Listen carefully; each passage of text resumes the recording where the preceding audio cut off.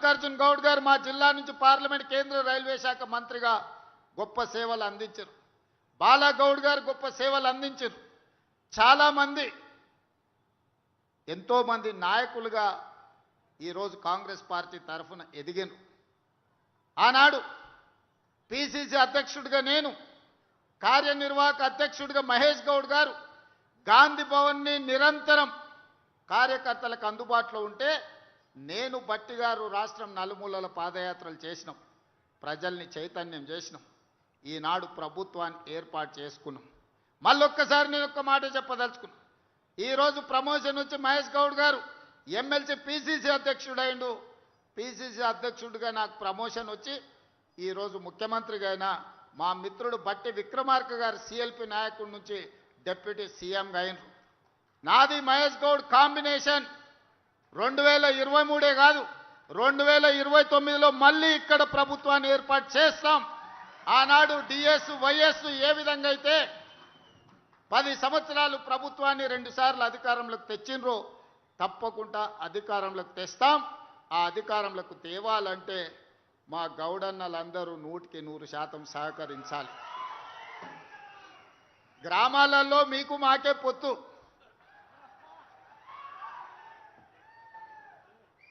ఏ ఊర్లో ఏ పటేలైనా కళ్ళుకుండే రాకుండా దినచర్య ప్రారంభం అవ్వదు. ఊర్లో మంచి చెడ్డ మతలావు తెలుసుకోవాలంటే ఏదో గౌడుతో మాట్లాడితే సాయంత్రం ఎవరెవరు వచ్చారు, ఏమేమి ప్రస్తావించారు, ఎవరి మనసులో ఏముందో కుల్లా సమాచారం తెలుస్తుంది. అందుకే ఈరోజు కుల వృత్తి అయిన గీత కార్మికుల వృత్తిని కాపాడే బాధ్యత ఈ ప్రభుత్వం తీసుకుంటుంది. మీ సోదరుడిగా నేను తీసుకుంటా. అదేవిధంగా మొన్ననే మా సీతక్క నేను ఆదేశాలు ఇచ్చినాం.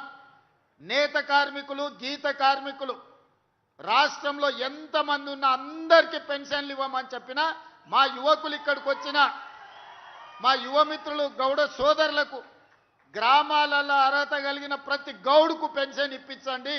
రాష్ట్ర ప్రభుత్వం నేత కార్మికులకు, గీత కార్మికులకు 100% సాచురేషన్ మోడ్లో మీకు పెన్షన్లు ఇచ్చే బాధ్యత నాది.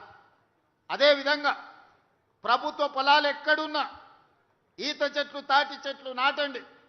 నేను ఉత్తమ్ కుమార్ రెడ్డి గారితో కూడా మాట్లాడతా. మహేష్ గౌడ్ గారికి అత్యంత సన్నిహితుడు. ఎక్కడెక్కడైతే ఇరిగేషన్ ప్రాజెక్టు కాలువలు ఉన్నాయో కాలువ గట్ల మీద కూడా తాటి చెట్లను, ఈత చెట్లను పెంచండి. నీళ్లు ఉంటాయి. సారవంతమైన కళ్ళు, కల్తీ లేని కళ్ళు అందించడానికి, ఈత కళ్ళు, తాటి కళ్ళు అందించడానికి అవకాశం ఉంటుంది. నల్గొండ జిల్లాలో రాజకీయాలలో సోదరులు కీలకమైన పాత్ర పోషిస్తారు. అందుకే ఉత్తమ్ కుమార్ రెడ్డి గారికి కూడా ఈ వేదిక మీద నుంచి నేను విజ్ఞప్తి చేస్తున్నా.